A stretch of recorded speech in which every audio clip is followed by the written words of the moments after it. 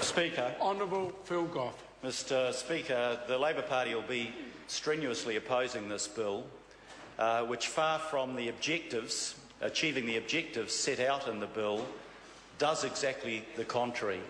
It's damaging to equity, it's damaging to the interests of children, it's damaging to the ability of parents who have separated to be able to reconcile their differences and find a way through. And it has nothing to do with improving the quality of the family court process in this country. It is inherently dishonest in what it says it sets out to do, when it is absolutely clear and set out in black and white in the regulatory impact statement that this bill is all about cutting costs. The Minister, in her comments, said this was the biggest change that's ever been made to the family court system since 1981. You know, the experts that appeared before the Select Committee, Mr. Speaker, didn't deny that comment, but they added this. And this comes from 5 people, 4 of whom have 30 years' experience and professional expertise in the family court. They said this about the bill: if this bill proceeds as drafted, the very fabric of the New Zealand family justice system will be destroyed. Continuing the quote, the bill is based on flawed policy development without a statistical or research base justifying such fundamental and radical changes. And a member of the government side just then said that was rubbish. These people, these 5 practitioners, were not simply experienced and the most expert, both barristers before the court and psychological experts.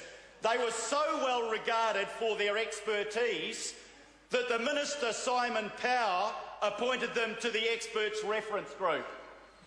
So the National Party says it's rubbish, but this so-called rubbish is actually the advice of very experienced, very professional people appointed by Simon Power to advise him on the bill. And they say this bill is a disaster, Mr. Speaker. You know, when I picked up this bill, I thought this might be a piece of legislation that I could support. I looked at its objective, and it said, quote, to ensure a modern, accessible family justice system that is responsive to children and vulnerable people and is efficient and effective, end quote. Mr. Speaker, what do I find when I read the submissions and I read the detail of this bill? That is a truly Orwellian quote, because the bill does exactly the opposite to what it purports to do. And I want to actually, again, take some of the evidence that was received by the Select Committee and refer it to the House. You know, Judith Collins said this would make it easier to understand and navigate the court system. Her namesake, who was chair of the Law Society Family Law section, Gary Collins, he says this change will actually create a more complex system than we currently have. The new system is a complex maze of procedures with different entry points, criteria and exemptions. He says that this will cost more rather than save money. And when he says it'll cost more, he's not only talking about the financial cost, he's also talking about the basic costs to the most vulnerable people in this system, who will lose their right of legal representation and will lose the ability to go on an even footing with the opposing party to the dispute, who may be well funded, who may be educated, who may be articulate. So what we find is that the lawyers who have watched the way the system has evolved over decades say that this will be damaging to the interests of the child. For heaven's sake, the bill reduces the funding available for counsel for the child.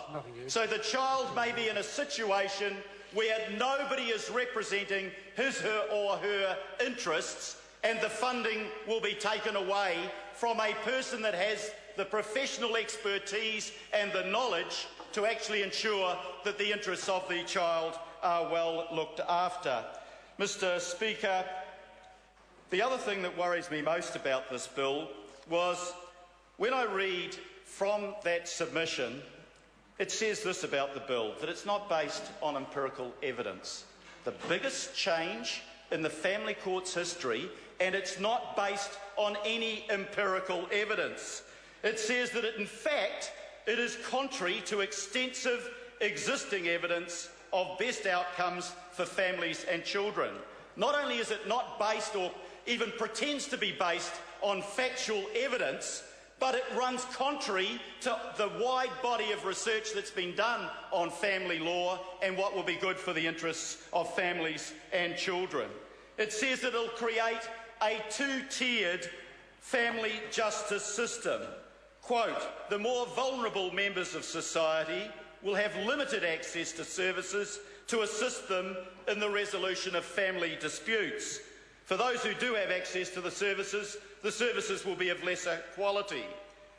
It goes on to say, it is entirely foreseeable that inequalities arising from gender, socio-economic status and ethnicity will become entrenched, resulting in increased costs to the health, education, child protection and criminal justice budgets.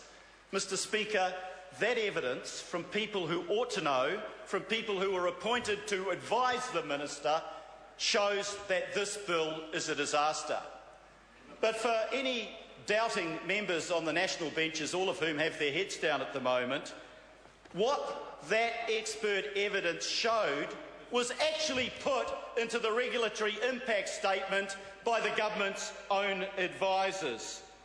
They said, apart from this is driven by the overall fiscal situation and the need to lower the cost of the current justice system, they were honest, at least the officials were honest about it, not the government members who have spoken on it, but they also said that the bill was based on limited research, exactly what the submitters to the committee were making, the point that they were making in their evidence.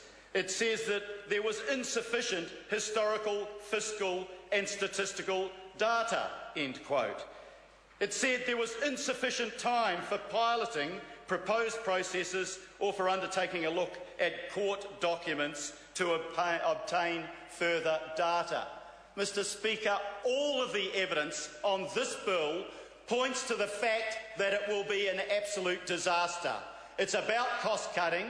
It's not about equity, it's not about fairness, it's not about getting a good outcome from the bill, it's about saving the government money, and their own advisers warn them and the experts warn them that it won't save them money, it will cost them more money, and worse still, it will cost those families, and particularly the vulnerable children of those families, unnecessary misery, because the situation will not be resolved as quickly as it would be or as fairly, Mr. Speaker.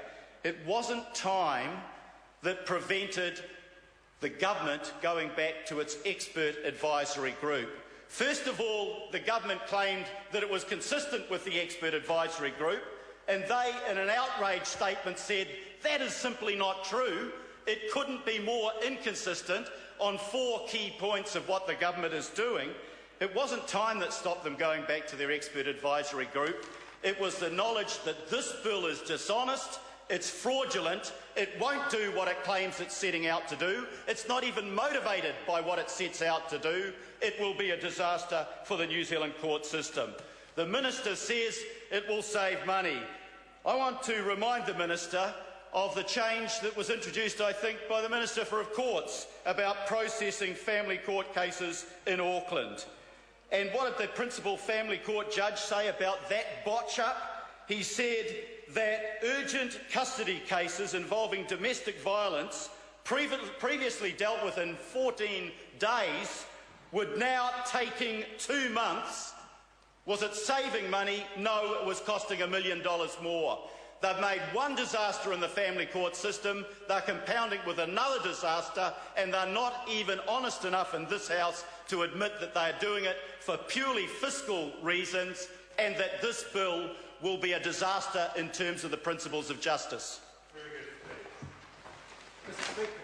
Paul Foster-Bell.